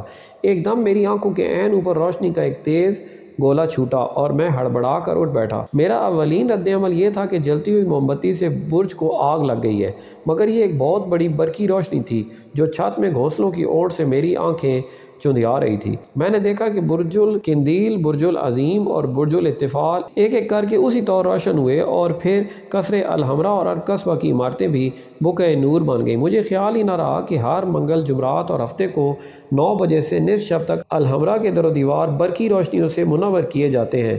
ماریا کی غار سے نکلتے ہوئے مجھے الحمرا کا یہی روپ نظر آیا تھا، اور اب میں اسی کے ایک چکا چوند برج میں لیٹا یہ سوچ رہا تھا کہ اگلے 3 گھنٹے اس سرچ لائٹ کی روشن آنکھ میں آنکھیں ڈالے کیسے کٹیں گے۔ اپنے وجود کو منکشف ہونے سے بچانا بھی ایک مسئلہ تھا۔ سرچ لائٹ کی موجودگی مجھے ایسا محسوس ہو رہا تھا جیسے میں ایک روشن اسٹیج پر کھڑا ہوں اور الحمرا میں داخل ہونے والے سیاح کی نظر مجھ پر ہی پڑے گی۔ تھوڑی دیر بعد سیاحوں کی آمد و رفت شروع ہو گئی، جو زیادہ تر شیروں کے سین اور حرم کے حصوں تک محدود رہی۔ اگرچہ کھنڈروں کی جھاڑیوں میں بھی روشنیاں نفس تھیں، مگر ادھر کسی سیاح نے رخ کرنے کی زحمت نہ کی، اور یہ میرے لیے باعث اطمینان تھا۔ میں دم سادے سلیپنگ بیگ میں لیٹا رہا، مگر کبھی کبھار سر اٹھا کر شیروں کے صحن کو بھی ایک نظر دیکھ لیتا۔ ملائم روشنی سے منور یہ عمارت کچھ ایسا ناقابل یقین اور غیر حقیقی سا تاثر دے رہی تھی جیسے ٹھوس چونے کے بجائے یہ پیچ و خم، یہ نقش و نگار، یہ ملائم ستون سیال دودھ سے ڈلے ہیں، اور ان کے دودھیا بدن پر اگر ایک باریک سی پن بھی چپ جائے تو پوری عمارت جبل سبیکہ سے نیچے بہ جائے گی۔ ایک طویل وقفے کے بعد جب میں نے اس دودھیا صحن کو دیکھنے کے لیے سر اٹھایا تو میری نظر ایک متحرک سائے پر ٹھہر گئی جو الحمرا سے نکل کر میرے برج کی سمت میں چلا آ رہا تھا۔ غالباً کوئی سیاح تھا جو کسی اشد ضرورت کا بوجھ ہلکا کرنے کی خاطر کوئی تاریک کونا تلاش کر رہا تھا۔ اس سے بیشتر کہ میں سر نیچے کرتا، اس کی نگاہ بوجھ کی طرف اٹھی، اس کے چہرے کا رنگ یوں متغیر ہوا جیسے اس نے بھوت دیکھ لیا ہو، اور پھر جانے کون سی زبان میں دعائی دیتا وہ اندھا دھند بھاگ کھڑا ہوا۔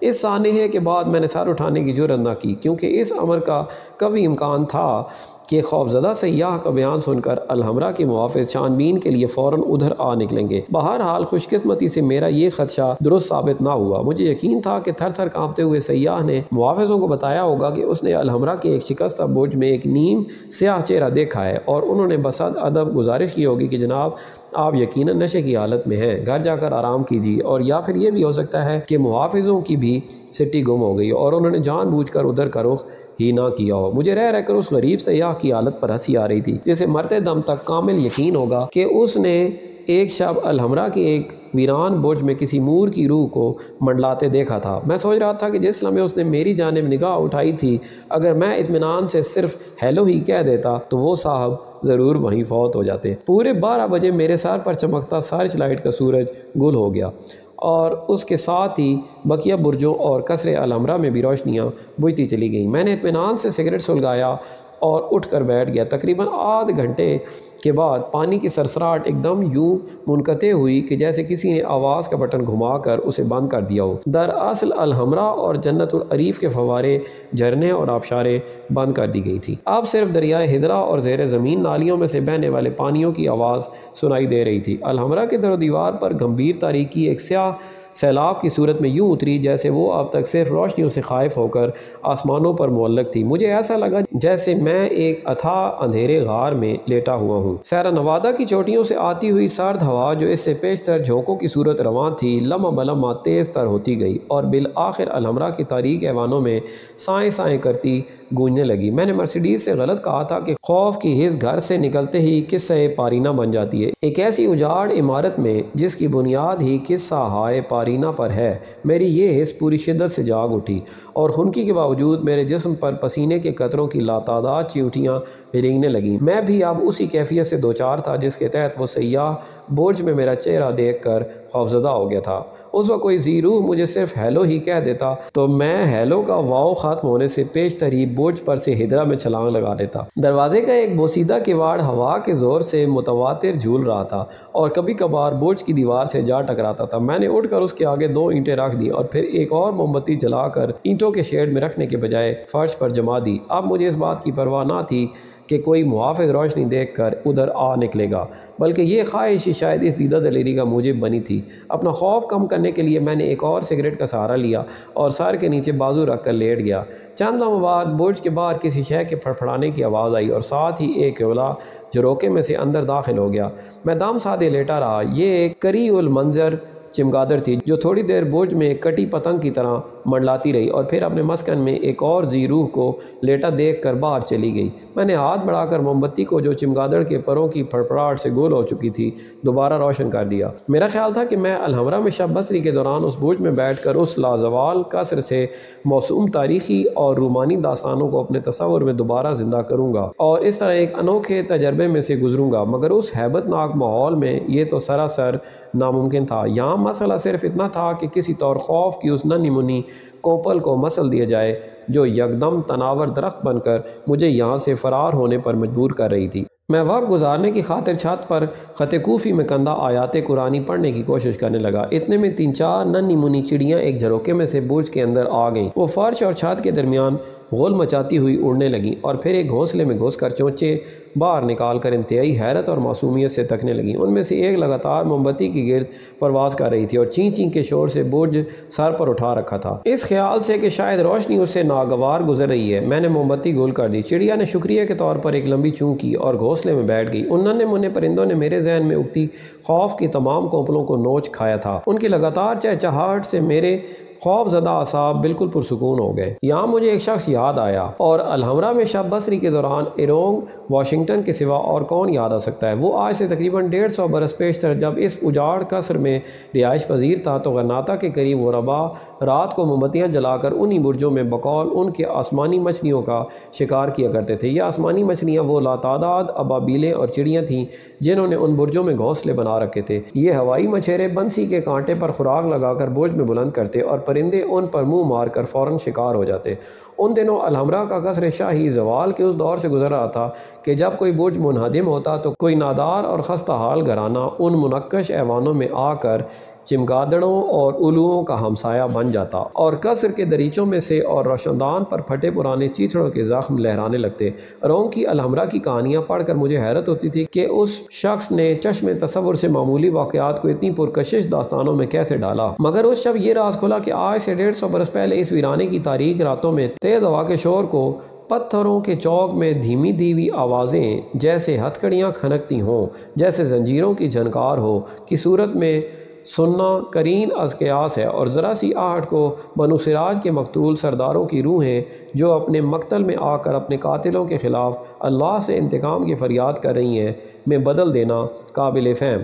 رات کے پہلے پہر جب میرے ساتھی پرندوں نے چہچہانا بند کر دیا تو شدید سردی کے باوجود میں آہستہ آہستہ زندہ موت کے اس تجربے میں اتر گیا جسے نیند کہتے ہیں۔ دوسری صبح جب آنکھ کھلی تو حسب عادت سلیپنگ بیگ میں سر چھپائے خاصی دیر تک کائلی سے اونگتا رہا، اور پھر مختلف آوازوں نے مجھے خبر کی کہ میں پانسیاں کے بستر کے بجائے الحمرا کے ایک برج کے فرش پر لیٹا ہوں۔ پانی کے چلنے کی آواز اور پرندوں کا شور و غل یوں سنائی دے رہا تھا جیسے میں آبشاروں اور پرندوں سے بھرے ایک جنگل کے درمیان میں لیٹا ہوں۔ میں نے سلیپنگ بیگ چہرے سے ہٹایا۔ چھت سے لٹکے گھونسلوں پر کرنوں کا ایک جال بچھ رہا تھا۔ مہربان سورج جنت العریف کے سرو اور انجیر کے دھند آور درختوں میں سے سار اٹھانے کی جدوجہد کر رہا تھا۔ الحمرا جیسے آس پاس کے جنگل کی تاریکی میں سے ابھر کر پیلی دھوپ میں چپکنے لگا۔ دریائے ہدرا کے کنارے ایک نوجوان عورت سراہی نما مٹکے میں پانی بھر رہی تھی۔ فصیل کے ساتھ ایک کواڑ کی چمنی میں سے دھواں اٹھ رہا تھا اور ریڈیو پر کوئی ہسپانوی دھن مجھ تک پہنچ رہی تھی۔ جبل سبیکہ کی سرسبز ڈھلان پر معلق دھند آہستہ آہستہ اوپر اٹھ رہی تھی۔ میں نے سرہانے سے گھڑی نکال کر وقت دیکھا، 7 بج رہے تھے۔ سلیپنگ بیگ طے کر کے میں نے کپڑے بدلے اور ایک موم بتی جلا کر اس پر اپنے ٹھٹھڑے ہوئے ہاتھ سینکنے لگا۔ اس کے بعد ناشتے کے طور پر پچھلی سب کی بچی کچی ڈبل روٹی نگلی اور سگریٹ سلگا کر الحمرا کے کھلنے کا انتظار کرنے لگا۔ 9 بجنے میں 10 منٹ پر ہدرا کے پانیوں اور زیر زمین چشموں کے مدھم سروں میں یکدم اضافہ ہوا، اور میں جان گیا کہ الحمرا کے سینوں اور دالانوں میں پچھلی شب سے خاموش پڑے فواروں کو سیرا نوادہ کی برف سے پگھلے ہوئے یخ بستہ اور شفاف پانیوں نے آبی نغموں کی زبان پھر سے عطا کر دی ہے۔ برج چھوڑنے سے پیشتر میں نے فرش پر بکھرے جروکے کی ٹوٹی ہوئی ٹائلوں اور شکستہ اینٹوں کو اس انداز سے ترتیب دیا کہ بچھڑے ہوئے نقوش نے ایک دوسرے کو تھام لیا۔ خطاطی کے الفاظ نے اپنے ٹوٹے ہوئے دائروں کو جوڑا اور یوں پورے ڈیزائن کی ابتدائی صورت ابھر کر سامنے آ گئی۔ اب اگر اسے اسی مہارت اور احتیاط سے اٹھایا جاتا جیسے میری والدہ مکئی کی بھربھری روٹی کو ہتھیلی پر پلٹ کر توے سے اٹھاتی ہیں تو اسے برج کے اس شگاف میں بآسانی لگایا جا سکتا تھا جہاں سے یہ سینکڑوں برس پہلے کسی طوفانی رات میں ٹوٹ کر گرا تھا۔ میں نے سلیپنگ بیگ کندھے پر ڈالا اور غیر معمولی کی جستجو میں میرا ساتھ دینے والا برج کی چھت اور فرش پر آخری نگاہ ڈال کر شگاف زدہ سیڑھیوں سے نیچے اتر گیا۔ فصیل کی 2 شاخوں پر پڑے شہتیر کو عبور کر کے جب میں کھنڈروں کے میدان میں داخل ہوا تو سرخ مچھلیوں کے تالاب کے قریب الحمرا کے 2 محافظ دھوپ میں کرسیاں ڈالے اونگ رہے تھے۔ شیروں کے سین ہنا اور سین دیوان خاص میں سے اتنی اجلت سے گزرا جیسے ان سے آنکھیں چرا کر نکل جانا چاہتا ہوں۔ مبادہ اس قصر کا دل فریب طلسم مجھے ایک مرتبہ پھر اپنی گرفت میں لے لے۔ باب العدل سے باہر نکلتے ہوئے میں نے اس کے ماتھے پر کندہ چابی کی جانب دیکھا جس کا نقش اب ہمیشہ کے لیے میرے دل پر ثبت ہو چکا تھا۔ تصور کی وہ کنجی جس کی مدد سے میں زندگی کے آخری دنوں میں الحمرا کے زنگ آلود قفل کھول کر اس کے رنگ بدلتے ایوانوں میں واپس آ سکتا تھا، پتلے ستونوں کے مرمری اجسام چھو سکتا تھا، سرخ پتھروں میں مقید سرف کے باغوں پر کھلتے جھروکوں میں سے جھانک سکتا تھا، شیروں کے فواروں کی مدھم بارشوں کی سرسراہٹ میرے کانوں میں اتر سکتی تھی، اور پھر اس کے شکستہ برج میں شب بصری کی یاد ان بے خواب راتوں میں میرے پپوٹے بوجھل کر دے گی جو میں اپنے اس بستر میں مقید گزارتا ہوں جس پر بالآخر مجھے ابدی نیند سونا ہے۔ صحرا میں اٹھتے ایک آوارہ بگولے کی مانند ہماری بس سیرا نوادہ کی پہاڑیوں میں بل کھاتے سڑک پر نیچے ویگا میدان میں بچھے شہر غرناطہ سے آہستہ آہستہ بلند ہو رہی تھی۔ جبل مہتاب پر پھیلے باغوں میں انگور کے سیاہ گچھے بندروں کی طرح شاخوں سے لٹک رہے تھے، سرخ مرچوں کے قالین کھیتوں میں سوکھ رہے تھے، انگور اور مالٹے کے باغوں میں کہیں کہیں کھجور کے درخت زرافوں کی طرح سار اٹھائے کھڑے تھے، عرب تہذیب کے وہ نمائندے جن کی جڑیں ابھی تک اس سرزمین میں پھیلی ہوئی ہیں۔ سڑک کے دونوں طرف پھلوں کے بوجھ سے لٹکے ہوئے انار کے درختوں کی قطاریں تھیں۔ ڈرائیور مختلف سمت سے آنے والی کسی کار یا بس کو راستہ دینے کی خاطر کچے راستے پر اترتا تو پکے ہوئے انار بس کے آہنی پیکر پر سرخ اولوں کی طرح مسلسل برسنے لگتے۔ مسافر کھڑکیوں میں سے لپکتی شاخوں کے بچاؤ کے لیے کسی ماہر شمشیر زن کی مانند پہلو بدل کر ان کے وار بچانے لگتے۔ عرب شاعروں نے غرناطہ کے حسین چہرے کے گرد پھیلے انہی اناروں کو سرخ رخساروں سے تشبیہ دی ہے۔ مجھے صرف محاورتاً ہی نہیں، حقیقتاً غرناطہ یاد آ رہا تھا۔ حسب وعدہ مرسیڈیز مجھے آویوس کہنے کے لیے بس اسٹیشن پر آئی۔ میں ابو عبداللہ تو نہیں جو ہمیشہ کے لیے غرناطہ چھوڑ رہا ہوں، میں نے مرسیڈیز کو بے حد اداس دیکھ کر کہا تھا، اور پھر تم ہسپانوی ہی تو ایسے موقعوں پر کہتے ہو کہ یہ آفت غرناطہ کے چھن جانے کے صدمے سے کہیں کم ہے۔ اس نے حسب معمول اپنی پیراسیوس آنکھیں جھپکیں اور سر جھٹک کر کہا تھا، نہیں فلیمنگو، کم از کم میرے لیے نہیں۔ سڑک کے کنارے کھڑے چند دہقانوں نے ہاتھ کا اشارہ دیا اور بس ایک جھٹکے کے ساتھ رک گئی۔ کھڑکیوں کے ساتھ بیٹھے مسافروں کی گود میں پہلے متعدد تربوز گرے، پھر انہیں شراب کی کچی سرائیاں تھمائی گئیں، اور اس کے بعد صرف ایک دہقان مرغیوں سے لدا پھنا ایک جال گھسیٹتا ہوا بس کے اندر داخل ہو گیا۔ ڈرائیور نے بریک سے پاؤں اٹھا لیا۔ ڈرائیور نے ایک موڑ کاٹا اور الاحمر کی شوخی تحریر کا فریادی نقش، الحمرا اور اس کے چاروں اور پھیلا غرناطہ میری نظروں کے سامنے آ گیا۔ یہ جگہ اس مقام کی عین مقابل تھی جہاں ابو عبداللہ نے گھوڑے کی باگیں کھینچ لیں اور پیچھے مڑ کر الحمرا پر آخری نگاہ ڈالی تھی۔ ابدی جدائی کے اس لمحے اس کے ہونٹوں سے بے اختیار ایک سرد آہ نکلی، اور یوں وہ مقام آج بھی بے چارگی اور شکست کی علامت کی صورت میں مور کی آخری آہ کے نام سے یاد کیا جاتا ہے۔ شاید یہ قصر الحمرا کے سوگوار حسن کا طلسم ہے کہ جو بھی غرناطہ چھوڑتا ہے اسے مور کی آہ لگ جاتی ہے۔ اس کے دل میں جدائی کا یہ لمحہ اسی طور کٹتا چلا جاتا ہے۔ غرناطہ سے دور ہوتے ہوئے میرے احساسات بھی ابو عبداللہ سے مختلف نہیں تھے۔ آج ہونے اور نہ ہونے کے ابدی سوال کا جواب مجھے اسبات میں ملا۔ میں ہوں اور اس ہونے کی وجہ سے میں نے غرناطہ دیکھا۔ گارسیا لورکا نے بھی غرناطہ دیکھا اور سنا، مگر وہ اس کی چاہت کی پاداش میں ہونے سے نہ ہونے کی تاریکیوں میں گم کر دیا گیا۔ اپنے کمرے میں سے میں فوارے کی سرگوشیاں سن رہا ہوں، انگور کی ایک بیل اور سورج کی ایک کرن دونوں سیدھے میرے دل میں اترتے ہیں۔ ماہ اگست کی ہواؤں میں بادل تیرتے ہیں اور میں اس وقت خواب دیکھ رہا ہوں کہ میں فوارے کی سرگوشیوں میں قید خواب تو نہیں دیکھ رہا۔ غرناطہ 1850 عیسوی۔ گارسیا لورکا کے برعکس لاہور شہر کے درمیان میرے کمرے میں صوتی اور مصوری تاثر کچھ ایسا ہے کہ وہاں خواب دیکھنا تو کجا، ذی ہوش رہنا بھی ایک معجزے سے کم نہیں، لیکن شاید واپسی پر صورتحال مختلف ہو۔ مجھے یقین تھا کہ اب غرناطہ دیکھنے کے بعد میں اس کمرے کے کرخت ماحول میں بھی لورکا کے شعری حسن کے سہارے کھڑکی سے باہر قریب المنظر جدید عمارتوں کے بجائے انگور کی شاخیں لٹکتی دیکھوں گا۔ میرے کانوں کو چیرتا چیختی چلاتی بدبودار ٹریفک کا اذیتناک شور ان فواروں کے سرگوشیوں میں بدلے گا جن کی سرسراہٹ الحمرا کے گرد و نواح میں میرے اندر جذب ہوئی تھی، اور میں اس وقت خواب دیکھوں گا اور مجھے یقین ہوگا کہ میں یہ خواب فوارے کی سرگوشیوں میں مقید ہی دیکھ رہا ہوں۔ میں نے پیچھے مڑ کر اس زندہ خواب کو ایک مرتبہ پھر دیکھا جسے الحمرا کہتے ہیں۔ ڈھلتی گرمیوں کی نشیلی دوپہر غرناطہ کو اپنی آغوش میں لے رہی تھی۔ سورج کی پگھلتی روشنی میں پھنکتے ہوئے الحمرا کے برج، چشم حیرت جھروکے، سرخ اژدہا فصیل، جنت العریف کے دریچوں میں جھولتے بلند سرو، جبل سبیکہ کی سرخ مٹی کو ڈھانپتے ہوئے سرسبز انجیر، خزاں رسیدہ چناروں کے سرخ پتے الوداعی ہتھیلیوں کی طرح کھلے، البسین کی قدیم حویلیوں کے سفید در و دیوار اور سرخ ڈھلوان چھتیں دھوپ میں سلگ رہی تھیں۔ ان کے پوشیدہ باغ چوکور سرسبز ٹکڑیوں کی صورت میں سفیدی اور سرخی کی اس تصویر میں علیحدہ ابھر رہے تھے۔ برج الغفر، برج کمارش، اور پھر مجھے اس شکستہ برج کی ایک جھلک دکھائی دی جس کی چھت تلے میں نے پچھلی شب بسر کی تھی، جس کے فرش پر بکھری اینٹوں اور ٹائلوں کو میں نے یوں ترتیب دیا تھا کہ جھروکے کا ابتدائی نقشہ وجود میں آ گیا تھا۔ ہو سکتا ہے میرے ہاتھوں سے ترتیب شدہ یہ نقش و نگار صدیوں تک یوں ہی فرش پر پڑے رہیں، تاں کہ ایک روز قدرت جبل سبیکہ پر ایستادہ اس حسین عمارت کو انسانی نظروں سے اوجھل کر دے۔ فضا میں مالٹے کے پتوں کی مہک معدوم ہوتی جا رہی تھی، اناروں کے درخت بھی بہت پیچھے رہ گئے تھے۔ میری آنکھیں الحمرا کو مسلسل دیکھنے سے تھکنے لگیں۔ سرخ عمارتوں کا یہ حسین مجموعہ کبھی غرناطہ کے در و دیوار سے علیحدہ ہو کر میری جانب یوں اٹھتا کہ باقی سارے منظر کو ڈھانپ لیتا، اور کبھی اس طور پیچھے ہٹتا چلا جاتا کہ بالآخر میرے لیے اس کا تعین کرنا بھی مشکل ہو جاتا۔ میں نے آخری مرتبہ اس سوگوار حسن کے فسوں کو اپنی وداعی نظروں میں اتارا اور منہ موڑ کر ان کے تیزی سے سرکتے پتھروں کو شمار کرنے لگا، جن پر لکھے ہندسے اب میرے اور میرے گھر کے درمیان فاصلوں کا نہیں، قربتوں کا پیام دے رہے تھے۔ لیکن کون سا ایسا فسوں ہے؟ الحمرا، جواب آیا، الحمرا۔ اندلس میں اجنبی۔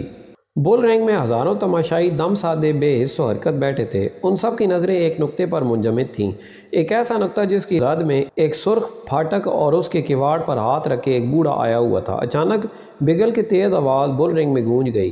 بوڑھے نے دائیں ہاتھ سے اپنا بوسیدہ ہیٹ اتار کر ماتھے کا پسینہ پونچھا، پھر بائیں ہاتھ سے استبل کا سرخ پھاٹک زور لگا کر دھکیلا اور پھر بڑی پھرتی سے پیچھے ہٹ گیا۔ چشم زدن میں ایک بھاری بھرکم سیاہ بل بجلی کی سی تیزی کے ساتھ استبل میں سے سر پر دوڑتا ہوا اکھاڑے میں داخل ہو گیا۔ لیکن یہ سان سبستیان کا یونانی تھیٹر نما بل رنگ نہ تھا۔ اسپانیہ کے سرزمین پر میری آمد کے پہلے روز کی بل فائٹ نہیں تھی۔ اس چمکتی دوپہر اور اس شام کے درمیان 120 وارداتوں سے پر شب و روز تھے جو میں نے اسپانیہ کے سینے پر حرکت میں گزارے۔ اسپانیہ میں یہ میری آخری شب تھی اور میں بارسلونا کے ایک پلازے ویتورو بل فائٹ دیکھنے چلا آیا تھا۔ یوں لگتا تھا جیسے بل رنگ وہی ہے، تماشائی بھی سان سبستیان کے ہیں، پھاٹک کھولنے والے بوڑھے کا چہرہ بھی وہی ہے۔ پورا بل رنگ تماشائیوں کی تالیوں سے گونج رہا تھا۔ غرناطہ سے نکلے ہوئے مجھے 10 روز ہونے کو آئے تھے، مگر میں وہاں سے سیدھا بارسلونا نہیں آ گیا تھا۔ تقریباً 1000 میل کی اس مسافت میں بے شمار قصبے آئے، درجنوں شہروں سے گزر ہوا، مگر میں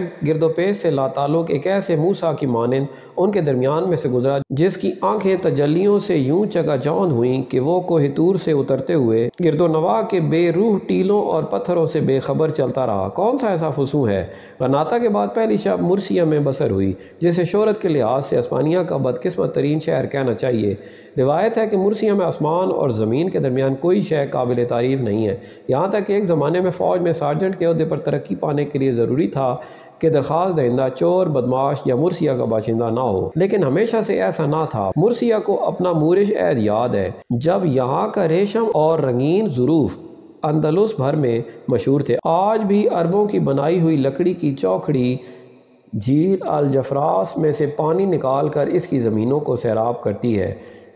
میلوں ٹھیلوں میں موروں اور عیسائیوں کی لڑائیوں کے مناظر اسٹیج کیے جاتے ہیں۔ ظاہر ہے اب تو عیسائی ہی جیتتے ہیں۔ مرسیہ فلسفہ وحدت الوجود کے عظیم استاد محمد ابن عربی کا جائے پیدائش ہے، جن کی تصنیف فتوحات مکیہ کو دانتے کی ڈیوائن کامیڈی کا ماخذ کہا جاتا ہے۔ اگرچہ دانتے ابن عربی کی وفات کے 25 برس بعد فلورنس اطالیہ میں پیدا ہوا، لیکن اس کا استاد برونت ابن عربی کا ہم عصر تھا۔ برونت نے عربی زبان اندلس میں سیکھی، فتوحات مکیہ سے اتنا متاثر ہوا کہ پوری کتاب ترجمہ کر کے دانتے کو ذہن نشین کروا دی۔ ابن عربی کو جب الموحدین نے مرتد گردانا تو وہ ترک وطن کر کے دمشق چلے گئے، جہاں 78 برس کی عمر میں وفات پائی۔ حسب روایت مرسیہ کی جامع مسجد اب کلیسائے اعظم ہے، جہاں میں نے شہر چھوڑنے سے قبل ایک موم بتی جلا کر اپنی عقیدت کا اظہار کیا۔ مرسیہ سے چند کوس کی مسافت پر میں نے شام کے صحراؤں ایسا ایک منظر دیکھا۔ کھجور کے باغ کا ایک لامتناہی سلسلہ تا حد نظر پھیلا ہوا تھا۔ نیلے آسمان میں لاکھوں کنگرے دار پتے چھدے ہوئے تھے۔ ڈوبتے سورج کے سایوں میں ہزاروں کھردرے تنے یوں سر جوڑے کھڑے تھے جیسے میدان حشر میں خلقت کا ازدحام ہے۔ ایک ہجوم نخیل، یہ ایشے کے مشہور زمانہ کھجوروں کے باغ تھے۔ بل کھاتی ہوئی پانی کی کھائیوں کے کنارے اب بھی 80,000 سے زائد درخت کھڑے ہیں، جو عربوں کی آمد سے پیشتر ایک وسیع صحرا تھا۔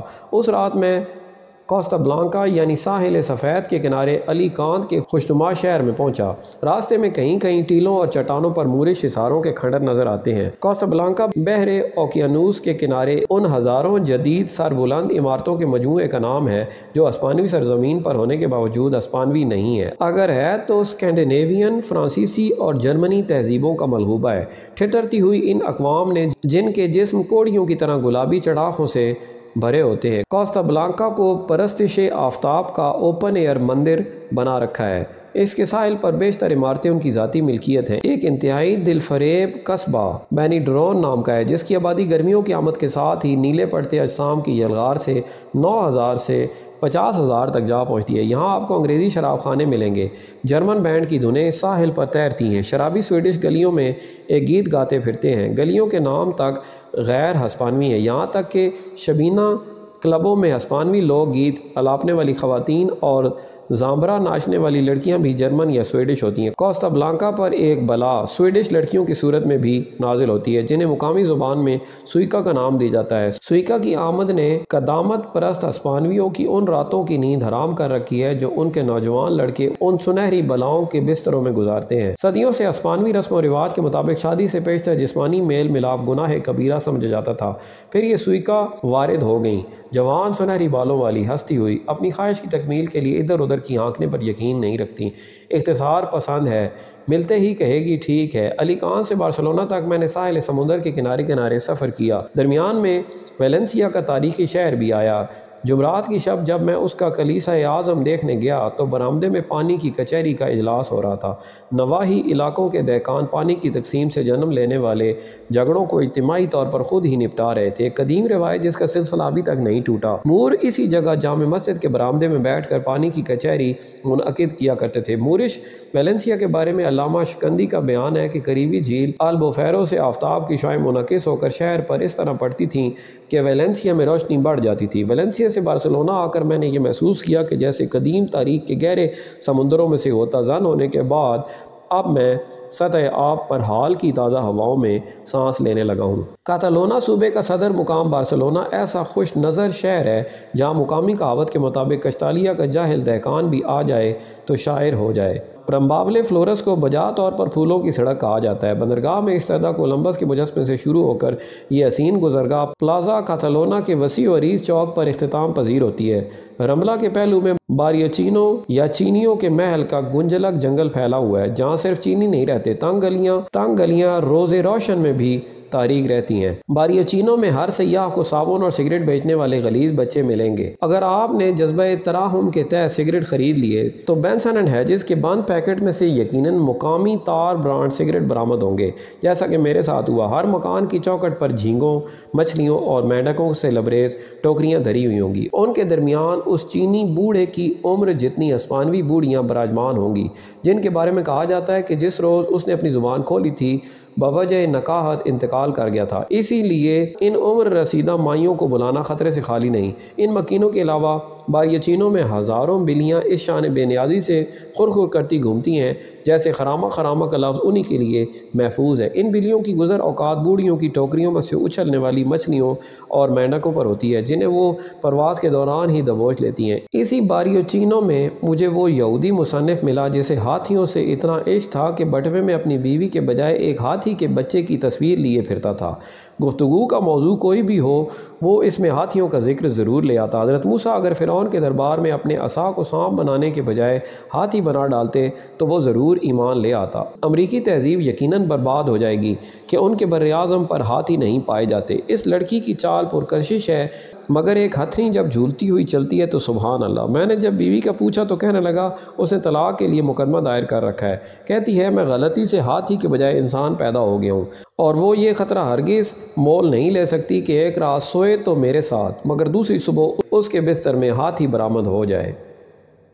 بارسلونا شعرا آفاق ماہر تعمیر گاڑی کی تخلیق کردہ چند نہایت محیر العقل عمارتوں کی وجہ سے بھی مشہور ہے۔ ان میں گاڑی پارک سر فہرست ہے۔ اسے میں نے شام کے جھٹپٹے میں دیکھا تو یوں لگا جیسے یا تو میری بصارت میں گڑبڑ ہو گئی ہے یا شاید پارک کی عمارتیں کسی چھوٹے موٹے زلزلے کی بنا پر ٹیڑھی میڑھی ہو گئی ہیں۔ ایک اور عمارت گاڑی کا ڈیزائن کیا ہوا مقدس خاندان کا کلیسا ہے جس کی تعمیر 1871 میں شروع ہوئی مگر ابھی تک ادھورا پڑا ہے۔ ہر سال اہالیان بارسلونا اس عجیب و غریب طرز تعمیر کو دیکھ کر شش و پنج میں پڑ جاتے ہیں کہ کہیں وہ اس کی تعمیر جاری رکھ کر ایک شاندار حماقت کا ثبوت تو نہیں دے رہے۔ چنانچہ 1971 سے مذاکرات ہو رہے ہیں، اخباروں میں بحثیں چل رہی ہیں، نتیجہ یہ ہے کہ ادھورا پڑا ہے۔ گاڑی کی مانند ایک اور ہسپانوی نژاد فنکار کی تخلیقات بھی ایسی ہیں جنہیں دیکھ کر گاڑی پارک یاد آ جاتا ہے، یعنی یا تو اپنی بصارت پر شبہ ہوتا ہے یا پھر اور یہ پکاسو ہے جو مالاگا میں پیدا ہوا مگر ابتدائی تعلیم بارسلونا میں حاصل کی۔ پکاسو جو کمیونسٹ خیالات کا حامی ہونے کی بنا پر اپنا وطن چھوڑ کر فرانس میں رہائش پذیر ہو گیا تھا مگر جو ذاتی اختلاف رائے کے حق سے کبھی دستبردار نہ ہوا۔ 1968 میں جب روسی سفیر بذاتِ خود اس کے گھر لینن پرائز دینے کے لیے گیا تو پکاسو نے صرف اس لیے دروازہ نہ کھولا کہ اسے روسیوں کے جدید مصوری کے بارے میں رویے سے شدید اختلاف تھا۔ میں نے تمام زندگی شدت سے محبت کرنے میں گزاری ہے، یہاں تک کہ اگر کل تمام دنیا روحوں سے خالی ہو جائے تو میں ایک پھول سے پیار کروں گا، دروازے کے دستے سے محبت کروں گا۔ جب میں بارسلونا کے رومونکاڈا میں واقع پکاسو میوزیم میں داخل ہوا تو مجھے اس کی تصویر میں محبت کی اسی شدت کا احساس ہوا اور میں نے سوچا کہ اگر واقعی کبھی دنیا تمام زیروہوں سے خالی ہو جائے تو پکاسو کی ان تصویروں سے بھی تو پیار کیا جا سکتا ہے۔ رملا وے فلورس کو اگر سمرسیٹ ماہم نے دنیا کی خوبصورت ترین اسٹریٹ کہا تو اس نے اپنی زندگی کا سب سے بڑا سچ بولا۔ پھول، پرندے اور کتابیں۔ اس دیدہ زیب سڑک کے درمیان گھنے درختوں کی چھاؤں میں لکڑی کے سینکڑوں کھوکے ہیں جن میں پکاسو کے رنگوں ایسے پھول ڈھیروں کے حساب سے ملتے ہیں۔ رنگ و خوشبو کے ان گھروں کے ساتھ فٹ پاتھ پر پرندوں کی مارکیٹ کا غلغلہ ہے، بڑے بڑے پنجروں میں بند ہزاروں چہچہاتے ہوئے خوش رنگ پکھیرو بارسلونا کے باسی پیروں ان پنجروں کے سامنے کھڑے ہو کر اپنی پسند کے پرندوں کی عادات و اطوار کا مطالعہ کرتے رہتے ہیں۔ پھولوں اور پرندوں کے درمیان کتابوں کے سٹال ہیں۔ ایک روز باریوچینیو جانے کے لیے رملا میں سے گزرا تو کیا دیکھتا ہوں کہ ایک بوڑھا آسمانوی کولوں پر ہاتھ رکھے بڑے خشوع و خضوع سے ایک متناسب اوزان کی لڑکی کے تناسب کو گھور رہا ہے۔ وہ لڑکی ایک بک سٹال کے آگے کھڑی ایک کتاب کے اوراق میں گم ہے۔